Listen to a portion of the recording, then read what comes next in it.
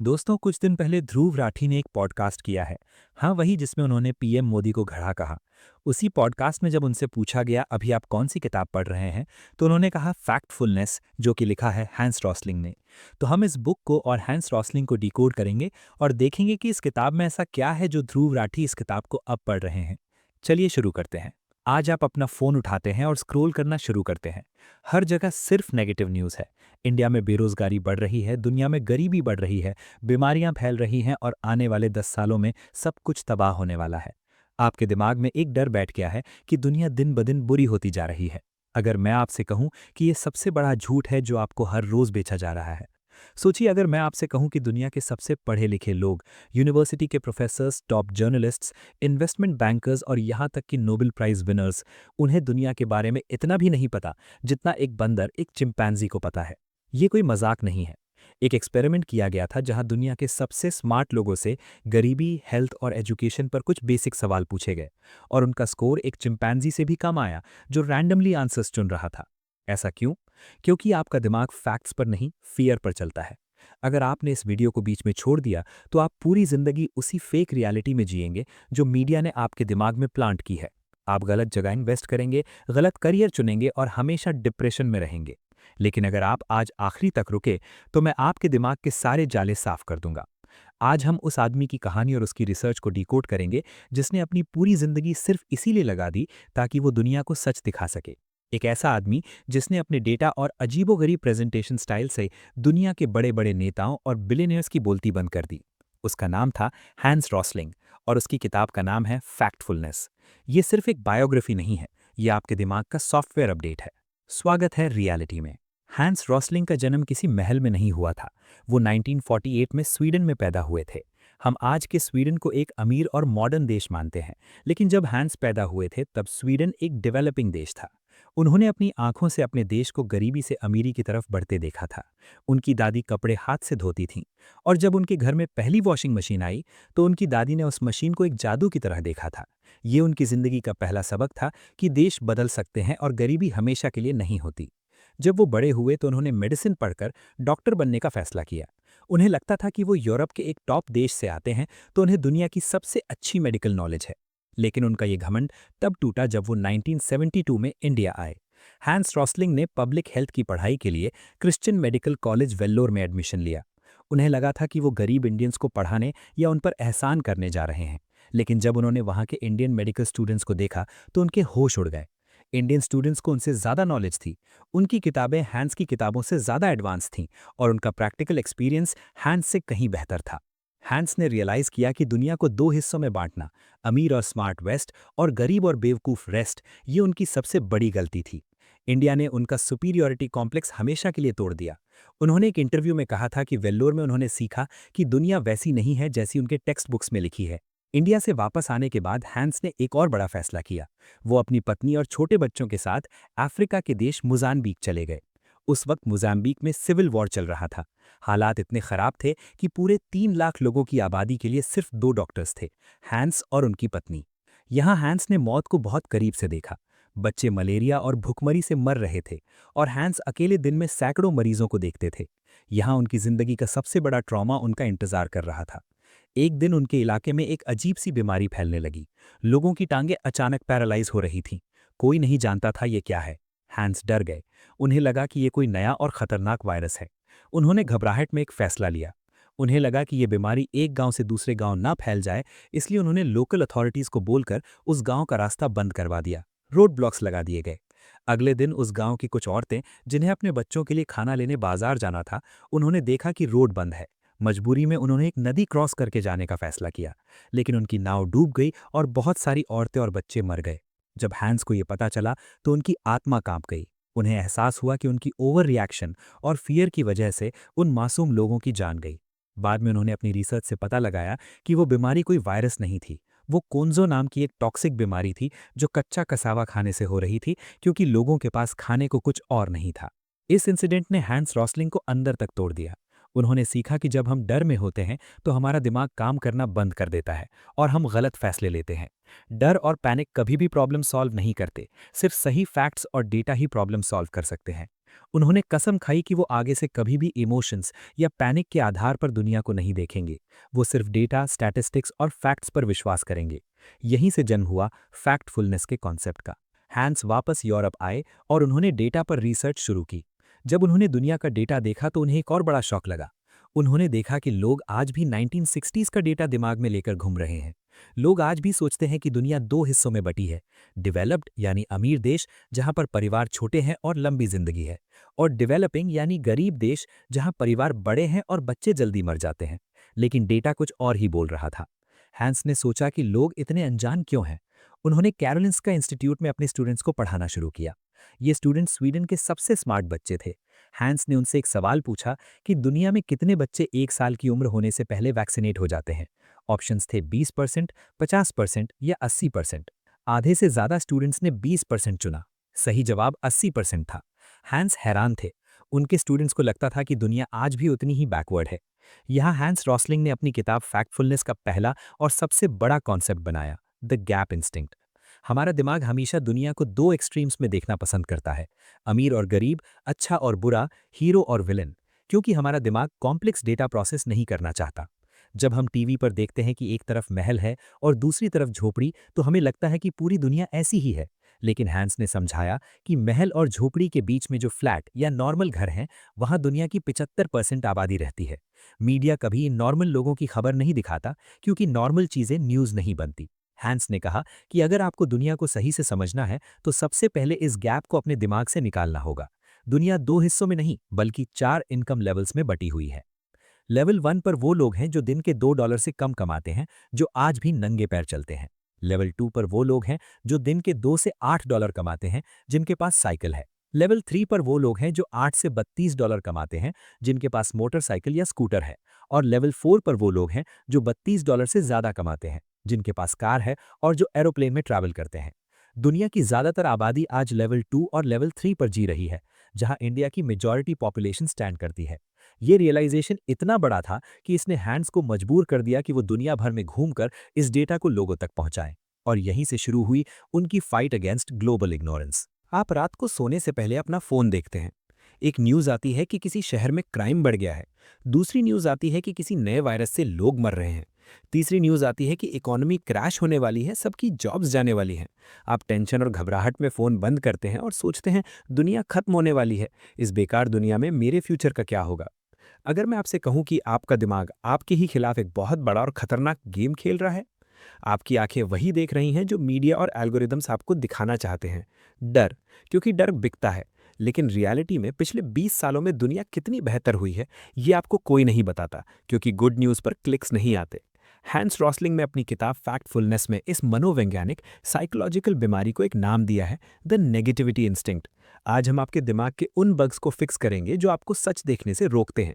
हम डिकोड करेंगे कि कैसे दुनिया के सबसे स्मार्ट लोग भी एक सिंपल से ग्राफ को गलत पढ़ते हैं, और कैसे हैंस रॉसलिंग ने एक ऐसी आज़ाद सोच बनाई जिसने सीधा यूनाइटेड नेशंस और वर्ल्ड इकोनॉमिक फोरम के स्टेज पर आग लगा दी। ये कहानी सिर्फ डेटा की नहीं है, ये आपकी मेंटल हेल्थ और आपके आने वाले फ्यूचर की डिसीजंस को बचाने की मास्टर क्लास है। हैंस रॉसलिंग ने दुनिया भर में लोगों से पूछा कि क्या दुनिया बेहतर हो रही है, बुरी हो रही है या वैसी ही है। मेजॉरिटी लोगों, यहाँ तक कि टॉप सीईओज और पॉलिटिशियंस ने कहा कि दुनिया बुरी हो रही है। लेकिन हैंस ने डेटा दिखाया जो बिल्कुल अलग था। उन्होंने दिखाया कि एक्सट्रीम पॉवर्टी यानी इंतहाई गरीबी जो पिछले 20 सालों में आधी हो चुकी है, उसके बारे में लोगों को पता ही नहीं है। हैंस ने अपनी रिसर्च से समझाया कि हमारा दिमाग बुरा और बदतर यानी बैड एंड गेटिंग वर्स के बीच का फर्क समझने में फेल हो जाता है। हाँ, दुनिया में आज भी गरीबी है, पोल्यूशन है और ये सच में बुरा है, लेकिन क्या वो पहले से लगातार बढ़ रहा है? नहीं, वो ग्लोबल लेवल पर कम हो रहा है, यानी चीजें बेहतर हो रही हैं। एक चीज एक ही वक्त पर बुरी भी हो सकती है और बेहतर भी हो सकती है। इसे एक एग्जाम्पल से समझिए। जैसे एक बीमार बच्चा जिसका बुखार धीरे धीरे उतर रहा हो। वो बीमार जरूर है, लेकिन उसकी हालत कल से बेहतर है। मीडिया हमें हमेशा सिर्फ उसकी बीमारी और बुखार दिखाता है, दवाई का असर नहीं। क्योंकि अगर कोई जर्नलिस्ट अखबार में लिखेगा कि आज दुनिया में कुछ बहुत बुरा नहीं हुआ और सब नॉर्मल है, तो कोई उसकी न्यूज़ नहीं पढ़ेगा। ग्रेजुअल इंप्रूवमेंट या धीरे धीरे आने वाला बदलाव कभी ब्रेकिंग न्यूज़ नहीं बनती। हैंस ने फैक्टफुलनेस में इसका एक बहुत सिंपल सोल्यूशन दिया। Expect bad news. जब भी आप कोई बुरी खबर सुने तो याद रखें कि अच्छी खबरें ऑर्गेनिकली आप तक पहुंचती ही नहीं है, आपको उन्हें ढूंढना पड़ता है। इसके बाद आता है एक और सबसे बड़ा डर जो हर इंडियन यूथ के दिमाग में बैठा हुआ है, द स्ट्रेट लाइन इंस्टिंक्ट। आजकल हर किसी को लगता है कि दुनिया की आबादी पॉपुलेशन इतनी तेजी से बढ़ जाएगी कि हमारे पास खाना खत्म हो जाएगा, रहने की जगह नहीं बचेगी और रिसोर्सेज खत्म हो जाएंगे। लोग सोचते हैं कि पॉपुलेशन का ग्राफ एक सीधी लाइन में ऊपर जा रहा है और हमेशा ऐसे ही आसमान की तरफ जाता रहेगा। लेकिन हैंस रॉसलिंग ने डेटा के दम पर इस मिथ को चकनाचूर कर दिया। उन्होंने दिखाया कि दुनिया की आबादी की ग्रोथ ऑलरेडी स्लो हो चुकी है। हैंस ने समझाया कि जब लोग गरीबी से बाहर आते हैं, उनकी एजुकेशन बढ़ती है और सबसे ज़रूरी बात, जब हेल्थ फैसिलिटीज़ बेहतर होने की वजह से उनके बच्चे जिंदा बचने लगते हैं, तो वो अपने आप कम बच्चे पैदा करते हैं। पहले एक गरीब परिवार में 8 बच्चे होते थे क्योंकि उन्हें डर होता था कि मैल न्यूट्रिशन या बीमारी से 4 मर जाएंगे। आज ग्लोबल एवरेज 2 से 3 बच्चे हैं। हैंस ने कॉन्फिडेंटली कहा कि पॉपुलेशन की लाइन सीधी नहीं जाएगी, बल्कि वो एक पॉइंट पर आकर रुक जाएगी और फ्लैट हो जाएगी, जिसे उन्होंने फिलअप इफेक्ट कहा। उन्होंने बड़े नेताओं को फैक्ट्स दिखाए कि दुनिया भर में 0 से 15 साल के बच्चों का टोटल नंबर पिछले कई सालों से बढ़ना बंद हो गया है। ये एक ऐसा फैक्ट है जो दुनिया के 75% पढ़े लिखे लोगों को आज भी नहीं पता। लेकिन लोग फिर भी डरते हैं और इसका कारण है द फियर इंस्टिंक्ट। हमारा दिमाग एवोल्यूशन के हिसाब से उन चीज़ों से डरने के लिए डिज़ाइन हुआ है जो ड्रामेटिक होती हैं, जैसे आतंकवाद, प्लेन क्रैश, अर्थक्वेक या कोई नई बीमारी। मीडिया इन्हीं ड्रामेटिक चीज़ों को दिन रात लूप पर दिखाता है, लेकिन हैंस ने डेटा का आईना दिखाया। उन्होंने बताया कि नेचुरल डिजास्टर से होने वाली मौतों में पिछली एक सदी में 95% की कमी आई है। पहले बाढ़ और सूखे से लाखों लोग मरते थे। आज हमारे पास बेटर वार्निंग सिस्टम्स, लॉजिस्टिक्स और इंफ्रास्ट्रक्चर है। लेकिन हमारा दिमाग कोल्ड स्टैटिस्टिक्स से नहीं, बल्कि इमोशनल स्टोरीज से डरता है। हैंस ने समझाया कि रिस्क का असली फॉर्मूला है डेंजर मल्टीप्लाइड बाय एक्सपोजर। अगर कोई चीज़ खतरनाक है लेकिन आपका उससे डायरेक्ट सामना ही नहीं हो रहा, तो आपका रिस्क जीरो है। डरने और सच में खतरे में होने के बीच जमीन आसमान का फर्क है। ये चैप्टर हर इंडियन के लिए बहुत ज़रूरी है जो फ्यूचर के इर्रेशनल डर से अपना आज खराब कर रहा है। आपको डराया जा रहा है ताकि आपका अटेंशन कंट्रोल किया जा सके। इन सब साइकोलॉजिकल बीमारियों को दूर करने के लिए हैंस रॉसलिंग को समझ आ गया था कि सिर्फ मोटी मोटी बोर करने वाली किताबें लिखने से दुनिया नहीं बदलेगी। उन्हें डेटा को जिंदा करना होगा, उसे कहानी की तरह सुनाना होगा। उन्होंने अपने बेटे ओला रॉसलिंग और बहू अन्ना के साथ मिलकर एक रेवोल्यूशनरी सॉफ्टवेयर बनाया जिसका नाम था गैप माइंडर। ये कोई ऑर्डिनरी सॉफ्टवेयर या बोरिंग पाई चार्ट नहीं था। इसने स्टैटिक लाइफलेस एक्सेल शीट्स को मूविंग, कलरफुल और एनिमेटेड बबल्स में बदल दिया। हैंस ने जब पहली बार टेड के स्टेज पर इस विजुअल डेटा को प्रेजेंट किया तो पूरी दुनिया दंग रह गई। उनका बोलने का तरीका किसी प्रोफेसर जैसा नहीं, बल्कि एक एनर्जेटिक स्पोर्ट्स कमेंटेटर जैसा था। वो बबल्स को स्क्रीन पर रेस लगाते हुए दिखाते थे, जहां वो दिखाते थे कि कैसे पिछले 200 सालों में हर देश, चाहे वो इंडिया हो या चाइना, गरीबी और बीमारी के कोने से निकलकर अमीरी और हेल्थ की तरफ तेजी से बढ़ रहा है। उन्होंने उसी स्टेज पर एक असली तलवार अपने गले के अंदर निगलकर दिखाई थी, ये साबित करने के लिए कि जो चीज़ पहली नज़र में नामुमकिन लगती है वो असल में मुमकिन हो सकती है। बस आपको उसकी सही टेक्निक यानी सही डेटा पता होना चाहिए। वो सिर्फ एक पब्लिक हेल्थ एक्सपर्ट या स्टैटिस्टिशियन नहीं थे, वो प्योर डेटा के रॉक स्टार बन गए थे। लेकिन उनकी लड़ाई अभी और आगे बाकी थी। हैंस ने देखा कि लोग नंबर्स को अकेले देखकर घबरा जाते हैं। इस टेंडेंसी को उन्होंने नाम दिया द साइज इंस्टिंक्ट। जब मीडिया न्यूज़ में कहता है कि पिछले 4000 लोग किसी नई बीमारी से मर गए, तो वो नंबर अकेले देखने में बहुत बड़ा और डरावना लगता है। लेकिन हैंस हमेशा कहते थे, never leave a number all by itself, यानी किसी नंबर को कभी अकेला मत छोड़ो। उस 4000 को टोटल आबादी से डिवाइड करो या उसे किसी पुराने साल के डेटा से कंपेयर करो। तब अचानक आपको पता चलेगा कि वो रेट दरअसल पहले के मुकाबले कम हो रहा है। इसके साथ ही आता है द जनरलाइजेशन इंस्टिंक्ट। हम एक छोटे से एक्सपीरियंस या खबर को पूरी दुनिया पर अप्लाई कर देते हैं। हैंस ने डेटा से साबित किया कि पूरे अफ्रीका को एक सिंगल पिछड़ा हुआ कॉन्टिनेंट मानना सबसे बड़ी बेवकूफ़ी है। अफ्रीका में 56 अलग अलग देश हैं और सबकी इकोनॉमी और हेल्थ लेवल बिल्कुल अलग है। कुछ देश वहाँ आज वैसे हैं जैसा यूरोप 50 साल पहले था और कुछ थोड़े पीछे हैं। लेकिन हम बिना सोचे समझे उन सबको एक ही कैटेगरी गरीब अफ्रीका में डाल देते हैं, जो कि फैक्ट्स के खिलाफ है। हैंस दुनिया के सामने पर्दे के पीछे छुपा सच ला रहे थे, लोगों की आंखें खोल रहे थे, लेकिन इस दौरान उनकी पर्सनल लाइफ में एक बहुत बड़ा और अनजान तूफान आने वाला था। एक दिन उन्हें एक ऐसी बीमारी ने घेर लिया जिसका डेटा तो उनके पास था, लेकिन उसका कोई पक्का इलाज नहीं था। अपने आखिरी दिनों में जब वो अपनी जिंदगी की सबसे बड़ी और दर्दनाक लड़ाई लड़ रहे थे, तब उन्होंने इस फैक्टफुलनेस किताब को पूरा करने की ऐसी जिद क्यों पकड़ी, और कैसे इस किताब ने आगे चलकर बिल गेट्स को इतना इन्फ्लुएंस किया कि उन्होंने इस किताब की फ्री कॉपीज दुनिया भर के कॉलेज ग्रेजुएट्स को बांटने का फैसला कर लिया। आगे हम देखेंगे फैक्टफुलनेस के बाकी बचे हुए सबसे खतरनाक इंस्टिंक्ट्स और हैंस रॉसलिंग के लाइफ के आखिरी सबसे पावरफुल लेसन्स, जो आपके दुनिया को देखने का नजरिया हमेशा हमेशा के लिए बदल देंगे। तो आपको कभी लगता है कि आप चाहे कितनी भी मेहनत कर लें, आपकी किस्मत, आपका बैकग्राउंड या आपकी सोसाइटी आपको आगे नहीं बढ़ने देगी? हमें बचपन से सिखाया जाता है कि ये देश तो ऐसा ही रहेगा, ये लोग तो ऐसे ही होते हैं। इसे डेस्टिनी या किस्मत कहते हैं। और ये किस्मत का रोना सिर्फ आप नहीं रोते, दुनिया के बड़े बड़े नेता और सो कॉल्ड इंटेलेक्चुअल्स भी यही सोचते हैं कि अफ्रीका और एशिया के लोग कभी यूरोप की तरह अमीर और सिविलाइज्ड नहीं बन सकते, क्योंकि उनका कल्चर ही बैकवर्ड है। लेकिन हैंस रॉजलिंग ने इस सोच को एक बीमारी बताया, एक ऐसी बीमारी जो आपको अंधा कर देती है। आज के इस एपिसोड में हम आपके दिमाग के सबसे जिद्दी और खतरनाक वायरसेस को डिलीट करेंगे। हम देखेंगे कि कैसे हम हर प्रॉब्लम के लिए एक विलन ढूंढते हैं और कैसे एक्ट नाउ और नेवर बोलकर आपसे गलत फैसले करवाए जाते हैं। और फिर हम चलेंगे उस कमरे में जहां मौत के बिल्कुल सामने बैठकर अपनी आखिरी सांसें गिनते हुए हैंस रॉजलिंग ने दुनिया को सच बताने के लिए अपनी आखिरी लड़ाई लड़ी। अगर आपने आज ये बातें नहीं समझी, तो आप हमेशा दूसरों के बनाए हुए मैट्रिक्स में फंसे रहेंगे। हैंस रॉजलिंग ने अपनी रिसर्च में पाया कि लोगों को लगता है कि कुछ देशों या धर्मों की किस्मत में ही गरीबी लिखी है। उन्हें लगता है कि उनका कल्चर उन्हें बदलने नहीं देगा। इसे किताब में द डेस्टिनी इंस्टिंक्ट कहा गया है। एक बहुत बड़ा मिसकंसेप्शन था कि कुछ स्पेसिफिक धर्मों में लोग जानबूझकर ज्यादा बच्चे पैदा करते हैं, इसलिए वो हमेशा गरीब रहते हैं। हैंस ने दुनिया के सामने डेटा रखा और एक बहुत बड़ा झूठ बेनकाब किया। उन्होंने दिखाया कि औरतों के ज्यादा बच्चे पैदा करने का कनेक्शन किसी रिलीजन या कल्चर से नहीं, बल्कि सिर्फ और सिर्फ उनकी इनकम और एजुकेशन से है। जब हैंस ने अलग अलग धर्मों का डेटा एक ग्राफ पर प्लॉट किया, तो सबका पैटर्न बिल्कुल सेम था।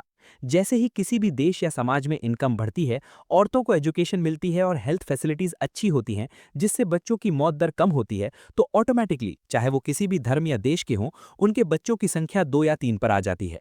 हैंस ने कहा कि सोसाइटी पत्थर की तरह ठोस नहीं होती, वो मिट्टी की तरह होती है जो लगातार बदल रही है। इंडिया का ही एग्जाम्पल ले लीजिए। 50 साल पहले एक टिपिकल इंडियन फैमिली में 6 या 7 बच्चे होते थे। आज इंडिया का एवरेज रिप्लेसमेंट रेट 2 के आसपास आ चुका है।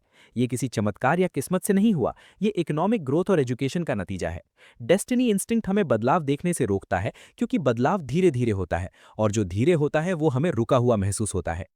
इसके बाद हैंस ने एक ऐसी गलती पकड़ी जो सबसे ज्यादा पढ़े लिखे लोग और एक्सपर्ट्स करते हैं, द सिंगल पर्सपेक्टिव इंस्टिंक्ट। एक मशहूर कहावत है, अगर आपके हाथ में हथौड़ा यानी हैमर है, तो आपको हर प्रॉब्लम एक कीली यानी नेल नजर आएगी। एक्सपर्ट्स को लगता है कि उनकी फील्ड की नॉलेज से दुनिया की हर प्रॉब्लम सॉल्व हो सकती है। एक इकोनॉमिस्ट को लगता है कि सिर्फ जीडीपी बढ़ा दो तो सब ठीक हो जाएगा। एक एक्टिविस्ट को लगता है कि कैपिटलिज्म सबसे बड़ी बीमारी है। हैंस रॉजलिंग खुद एक मेडिकल डॉक्टर थे, लेकिन उन्होंने सिखाया कि सिर्फ मेडिसिन से हेल्थ इंप्रूव नहीं होती। उन्होंने समझाया कि दुनिया के ज्यादातर बच्चों की जान किसी नए मेडिकल चमत्कार से नहीं, बल्कि प्लास्टिक के पाइप्स और बेसिक हाइजीन से बची है, जिसने उन्हें साफ पानी दिया। उन्होंने लोगों से अपील की कि दुनिया को किसी एक चश्मे से मत देखो। डेटा बहुत जरूरी है, लेकिन बिना रियलिटी के डेटा अंधा होता है। उन्होंने बताया कि अगर आप दुनिया को जेन्युइनली समझना चाहते हैं, तो आपको अलग अलग फील्ड्स के लोगों को सुनना पड़ेगा, उनकी आवाज को इंपॉर्टेंस देनी पड़ेगी। सिर्फ नंबर्स पर विश्वास मत करो, और बिना नंबर्स के किसी पर विश्वास मत करो। अब आते हैं उस आदत पर जो हम सब में कूट कूट कर भरी है, द ब्लेम इंस्टिंक्ट। जब भी कुछ बुरा होता है, हमारा दिमाग ऑटोमेटिकली एक विलेन ढूंढने लगता है। इंडिया में बेरोजगारी है, जरूर किसी नेता की गलती होगी। क्लाइमेट चेंज हो रहा है, जरूर बड़ी कंपनीज के ग्रीडी सीईओज की गलती होगी। हैंस ने इस ब्लेम गेम को प्रोग्रेस का सबसे बड़ा दुश्मन बताया। उन्होंने कहा कि जब हम किसी एक इंसान या ग्रुप पर सारा दोष डाल देते हैं, तो हमारा दिमाग सोचना बंद कर देता है। हम उस कॉम्प्लेक्स सिस्टम को समझने की कोशिश ही नहीं करते जिसकी वजह से वो प्रॉब्लम पैदा हुई है। एग्जाम्पल के तौर पर, जब क्लाइमेट चेंज की बात आती है, तो वेस्टर्न देश अक्सर इंडिया और चाइना पर ब्लेम डालते हैं कि ये देश सबसे ज्यादा कार्बन डाइऑक्साइड प्रोड्यूस कर रहे हैं।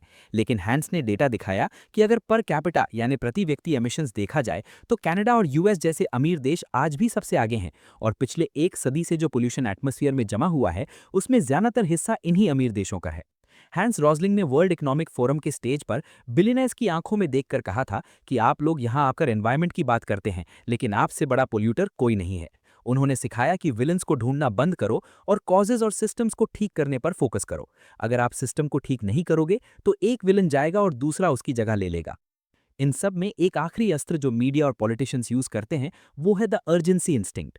अभी करो वरना सब खत्म हो जाएगा, टुमारो इज टू लेट। जब आपके दिमाग को इस अर्जेंसी का सिग्नल मिलता है, तो आपका क्रिटिकल थिंकिंग स्विच ऑफ हो जाता है। हैंस रॉजलिंग ने 2014 के इबोला आउटब्रेक में इसे डायरेक्टली एक्सपीरियंस किया था। वो लाइबेरिया गए थे वहां के हेल्थ सिस्टम की मदद करने। पूरी दुनिया पैनिक में थी। मीडिया कह रहा था कि ये वायरस पूरी दुनिया को खत्म कर देगा। उस अर्जेंसी के डर में लोगों ने बेसिक डेटा गैदर करना छोड़ दिया था। हैंस ने वहां जमीन पर उतरकर डेली केसेस ट्रैक करना शुरू किया। उन्होंने पैनिक फैलाने के बजाय शांत दिमाग से एनालिसिस किया और बताया कि केसेस बढ़ जरूर रहे हैं, लेकिन उनकी बढ़ने की speed, rate of growth slow हो रही है। डर आपसे गलत और महंगे फैसले करवाता है। हैंस का सिंपल रूल था, जब कोई कहे कि एक्ट ना हो तो पहले लंबी सांस लो, डेटा मांगो। अर्जेंसी हमेशा रियल नहीं होती, ज्यादातर केसेस में वो आपका अटेंशन ग्रैब करने का एक टूल होती है। हैंस रॉजलिंग दुनिया को सच का रास्ता दिखा रहे थे। उनकी प्रेजेंटेशंस वायरल हो रही थी और लोग उन्हें सुनना पसंद कर रहे थे। वो फैक्टफुलनेस किताब लिखने पर दिन रात काम कर रहे थे। लेकिन 2016 की शुरुआत में हैंस को अपनी बॉडी में कुछ अजीब महसूस हुआ। एक सुबह जब वो अपने बाथरूम में थे, उन्हें अपने पेट के आसपास एक डीप रेडिएटिंग पेन महसूस हुआ। एक डॉक्टर के नाते वो समझ गए कि ये कोई आम दर्द नहीं है। उन्होंने तुरंत अपने टेस्ट्स करवाए। जब रिपोर्ट्स आईं तो वो उनकी जिंदगी का सबसे डार्क डेटा था। उन्हें पैनक्रियाटिक कैंसर था, एक ऐसी बीमारी जिसका डेथ रेट लगभग 90% से ज्यादा होता है। हैंड्स को बता दिया गया था कि उनके पास जीने के लिए कुछ ही महीने बचे हैं। एक आम इंसान इस सिचुएशन में टूट जाता, बेड पर लेट जाता और अपनी किस्मत को कोसता। लेकिन हैंस रॉजलिंग आम इंसान नहीं थे। उन्होंने अपनी मौत के डेटा को भी खुले दिमाग से एक्सेप्ट किया।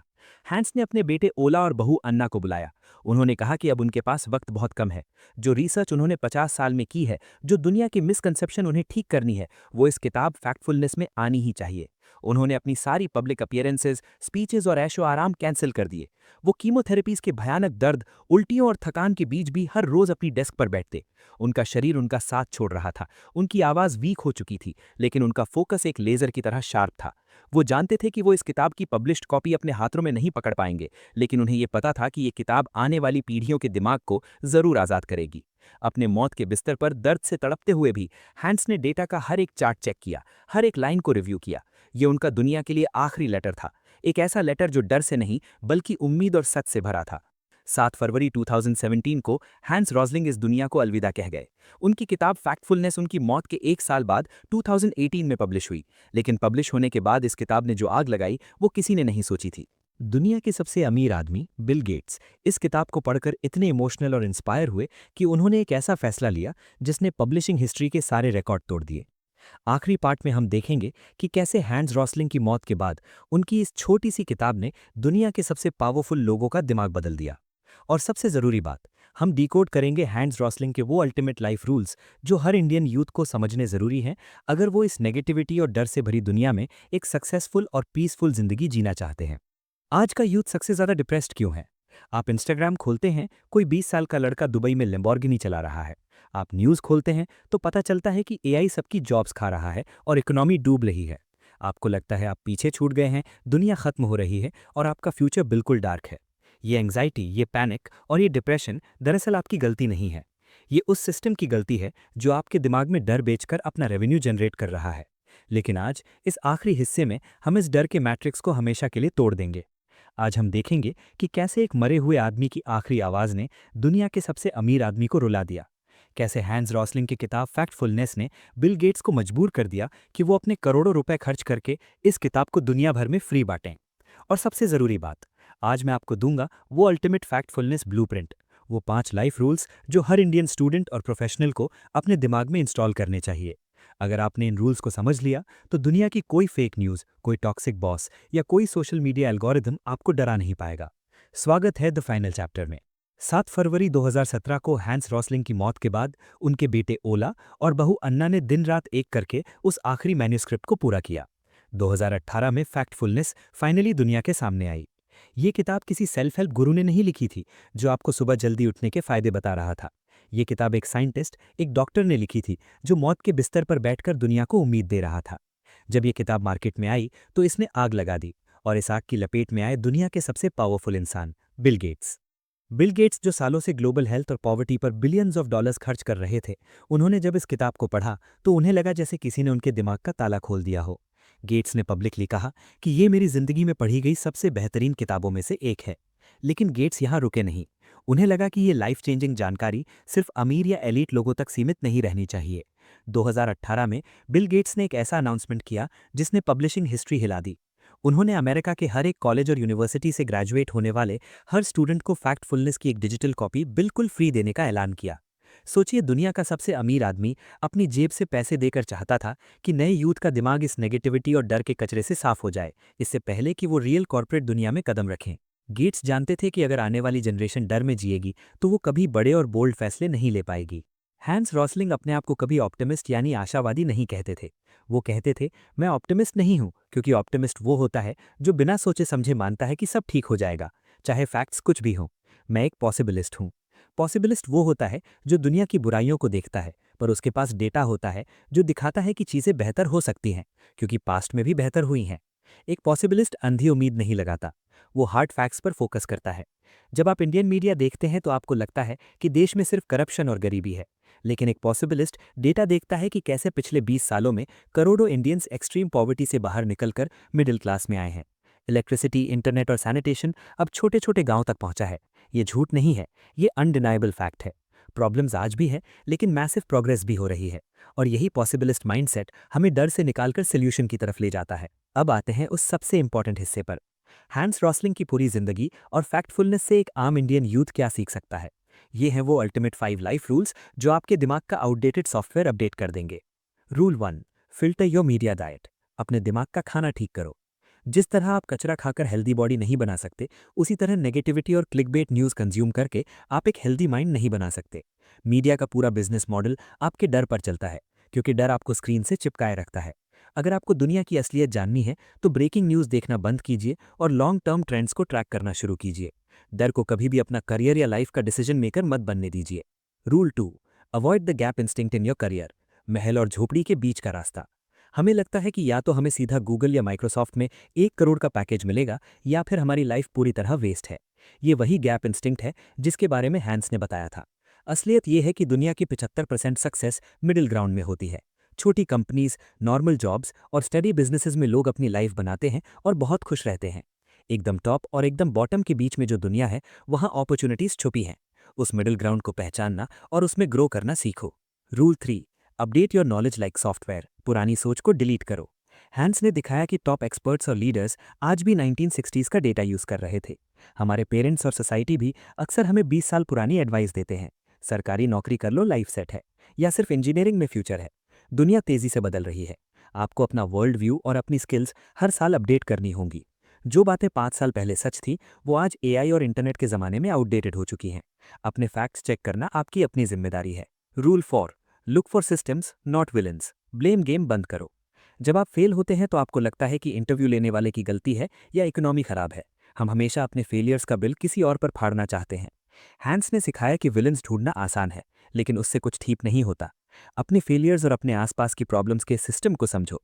कहाँ गलती हुई, प्रोसेस में क्या खराबी थी, आपकी अपनी प्रिपरेशन में क्या कमी थी। जब आप सिस्टम ठीक करते हैं तो सक्सेस ऑटोमेटिकली आपके पास आती है। Rule 5, embrace the power of slow progress. रातों रात कुछ नहीं होता।